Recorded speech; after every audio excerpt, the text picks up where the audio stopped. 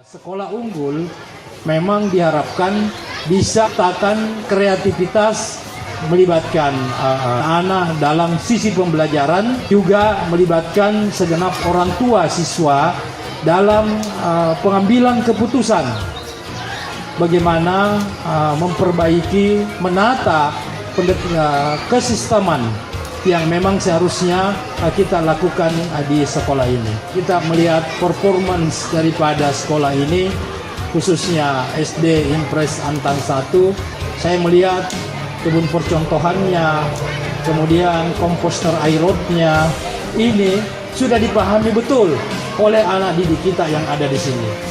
Sekolah yang bersih bisa menjadi green school yang baik, sekolah yang hijau. Tentu ini banyak instansi, banyak yang harus terlibat di dalamnya, seperti itu.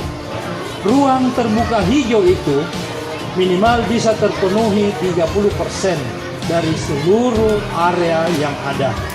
Oleh karenanya, saya memberikan apresiasi dan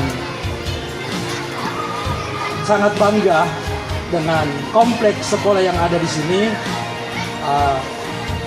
Sudah terkesan menjadi green school, sekolah yang baik, sekolah yang hijau.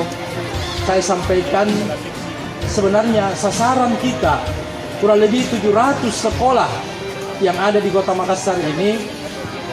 Kita berobsesi ingin menjadikan semua menjadi sekolah hijau, sekolah yang ramah lingkungan, sekolah yang betul-betul bisa memberikan kenyamanan, bukan saja dalam proses belajar mengajar terhadap anak-anak didik kita, tetapi paling tidak kalau ini kita lakukan, banyak hal yang bisa kita peroleh di sana.